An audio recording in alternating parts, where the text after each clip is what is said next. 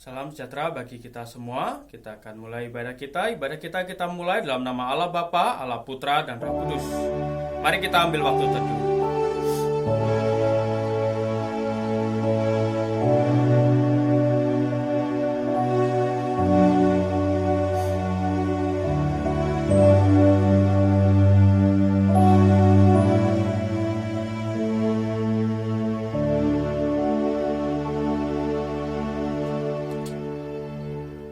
Amin. Kita akan bersama mengagungkan Tuhan, hormat bagi Allah Bapa.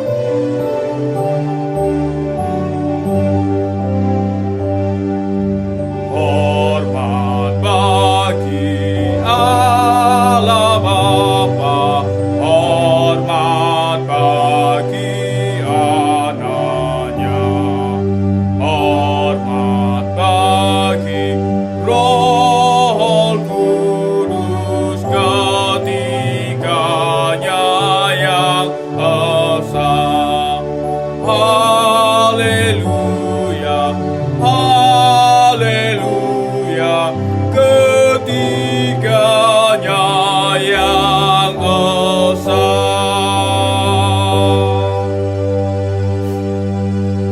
Bapak yang baik, kami bersyukur hari ini kami boleh datang beribadah menyembah Tuhan. Kiranya Tuhan berkenan dan memberkati ibadah kami dari awal hingga akhir. Bahkan segala sesuatunya yang kami perlukan untuk ibadah ini, kiranya Tuhan sendiri yang menolong, menyertai, memimpin, dan memampukan sehingga semuanya berjalan lancar. Di dalam nama Tuhan Yesus Kristus. Amin. Kita akan siapkan hati kita mau renungkan firman Tuhan, kita nyanyikan bersama firman-Mu pelita bagi kakiku. Mari kita nyanyikan pujian ini dengan penuh sungguh-sungguh, firman-Mu pelita bagi kakiku.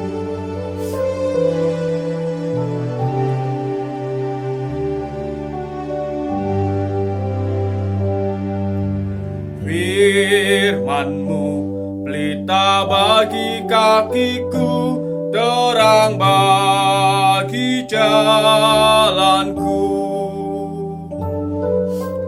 Firman-Mu pelita bagi kakiku, terang bagi jalanku. Waktu ku bimbang dan hilang jalanku, tetaplah Kau di sisiku, dan takkan ku takut asal Kau di dekatku, besertaku selamanya.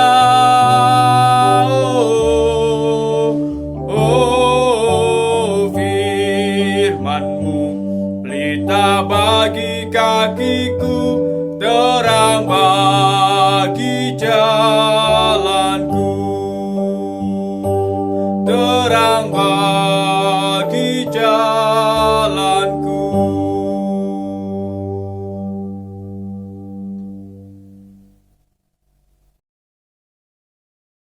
Shalom teman-teman, selamat pagi.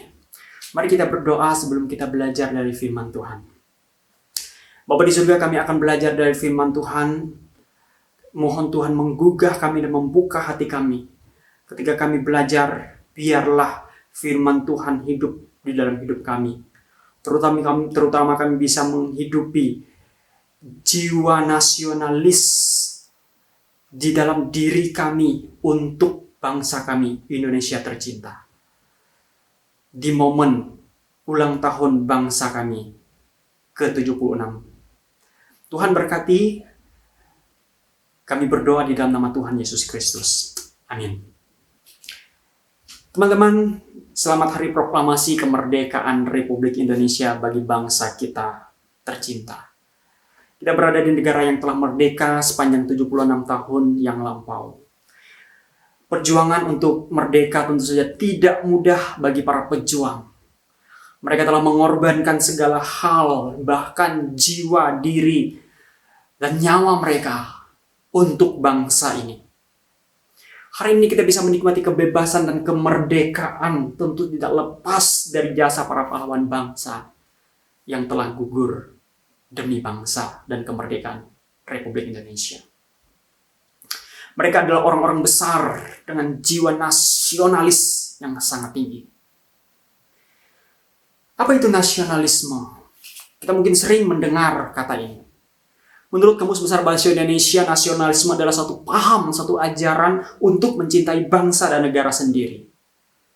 Kalau para pahlawan menunjukkan jiwa nasionalis mereka dengan memperjuangkan kemerdekaan, lalu bagaimana kita yang hidup di zaman kemerdekaan ini untuk menghidupi nasionalisme di dalam zaman sekarang ini? Sebenarnya ada banyak tokoh yang kita bisa pelajari dari kisah hidup mereka, bagaimana mereka mencintai bangsa ini.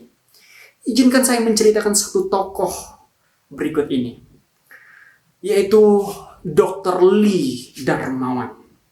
Beliau adalah seorang pendiri Yayasan Dr. Share. Beliau juga adalah seorang pendiri Rumah Sakit Apung. Rumah sakit yang dibangun untuk melayani masyarakat Indonesia di pelosok-pelosok negeri terluar yang tak tersentuh oleh tenaga medis. Rumah sakit ini menolong sangat banyak orang sakit yang butuh ditolong.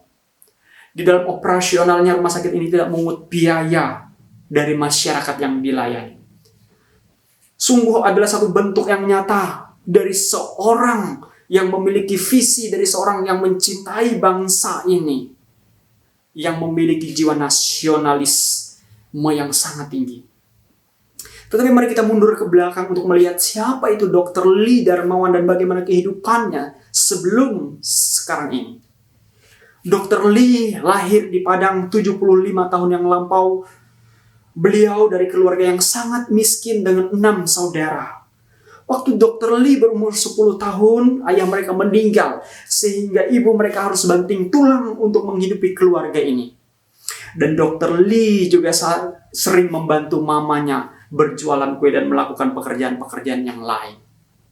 Walau hidup miskin, Dr. Lee memiliki cita-cita yang sangat luar biasa, yaitu ingin menjadi dokter. Lee melihat banyak orang di kampungnya tidak bisa berobat karena tidak ada biaya. Lee juga pernah kehilangan adiknya karena diare yang akut dan terlambat ditangani dokter.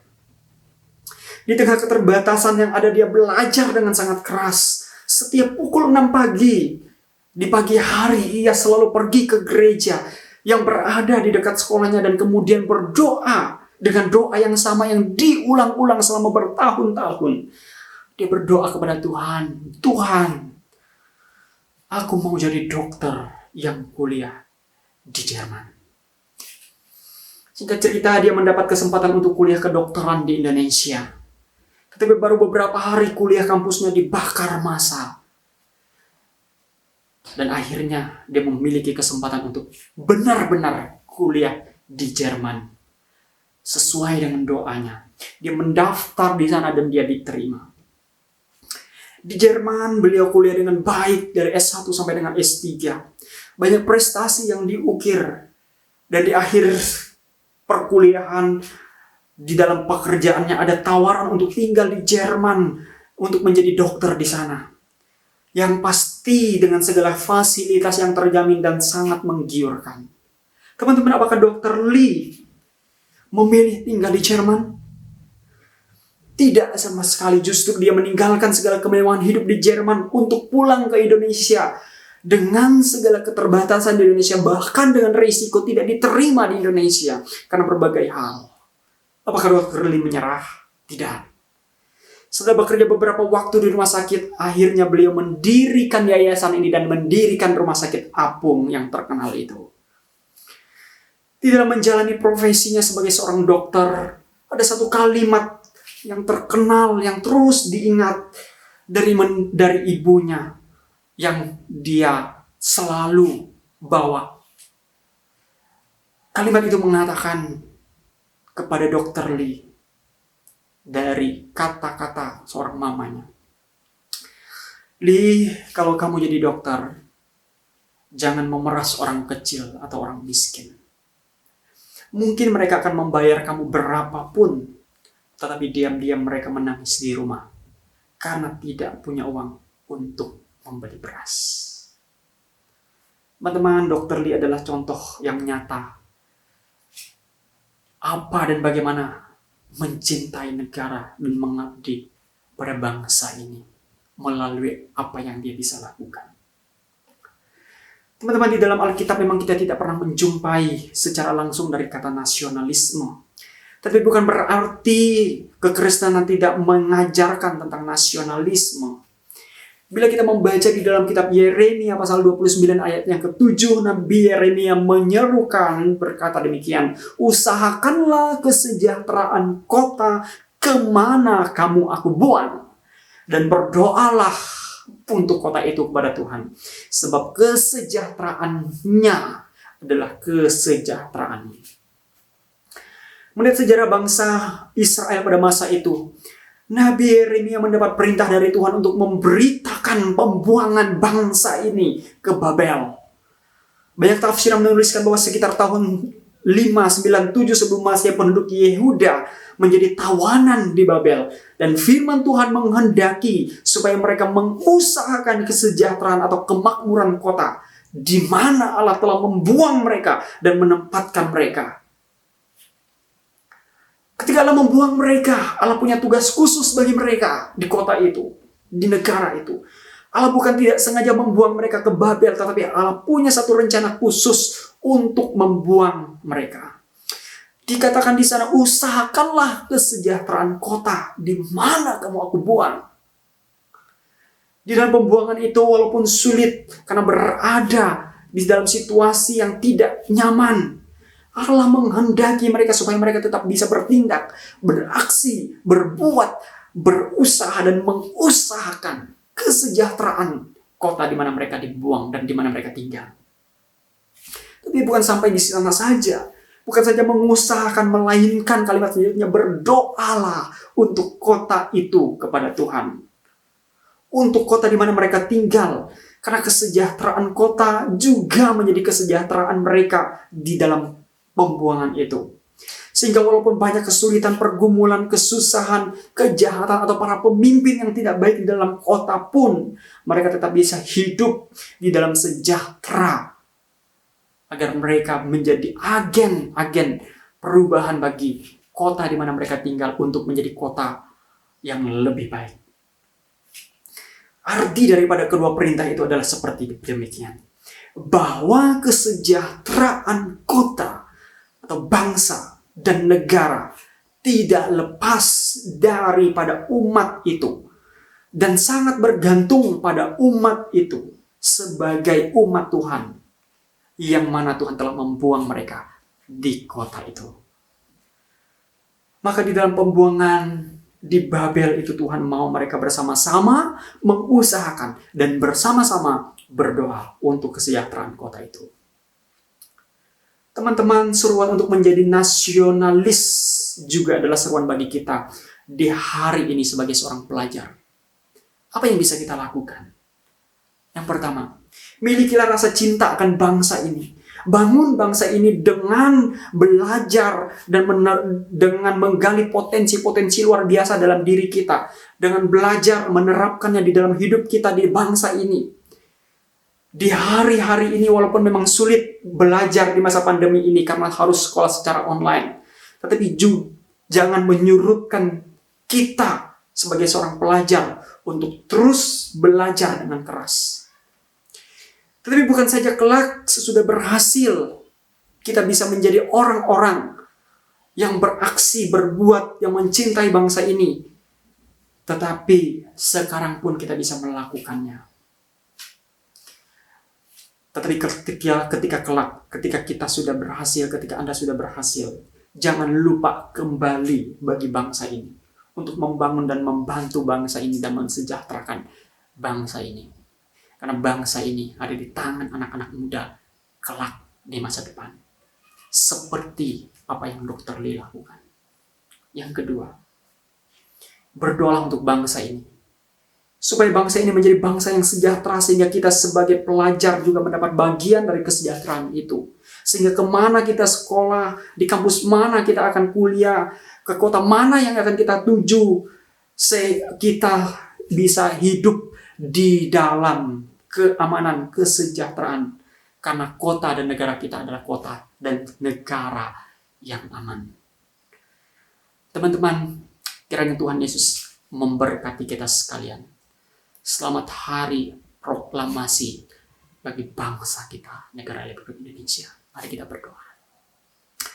Tuhan, pakailah kami dan pakailah anak-anak muda ini kelak menjadi agen-agen perubahan yang mengubahkan bangsa dan negara Indonesia menjadi bangsa negara yang baik, yang menjadi contoh, menjadi berkat bagi bangsa dan negara yang lain.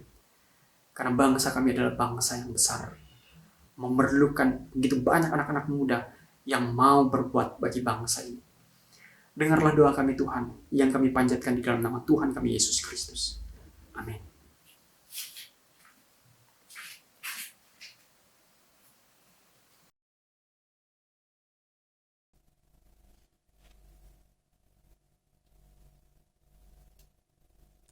Kita akan mengakhiri ibadah kita nyanyikan Bapa terima kasih.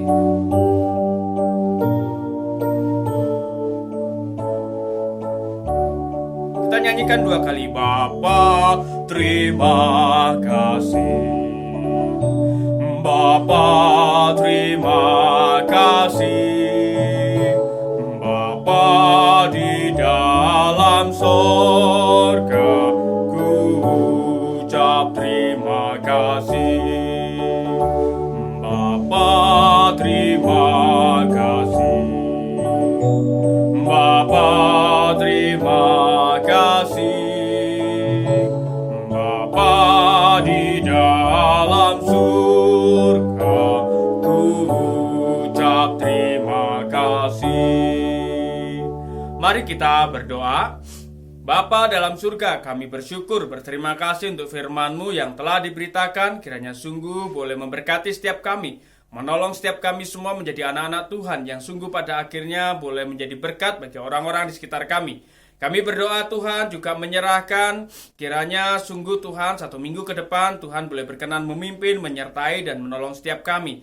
Menyerahkan untuk kegiatan pembelajaran yang kami lakukan dan kami kerjakan, kiranya Tuhan boleh memberkati. Sehingga sungguh Tuhan, ibadah kami, apa yang kami kerjakan boleh menjadi hormat kemuliaan bagi nama Tuhan. Dan kami terus mensyukuri sebagai warga negara bangsa Indonesia, kami boleh sungguh Tuhan mengisi kemerdekaan ini dengan sesuatu yang baik, sesuatu yang berkenan di hadapan Tuhan, bahkan sesuatu yang berguna bagi bangsa dan negara, bagi kemuliaan nama Tuhan. Kami percayakan setiap kami semua di dalam segala keterbatasan kami, dan kami menyerahkan setiap kami semua hanya di dalam nama Tuhan Yesus Kristus kami berdoa.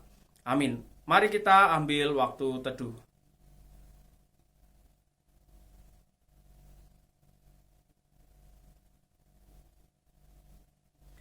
Amin. Ibadah selesai. Tuhan Yesus memberkati.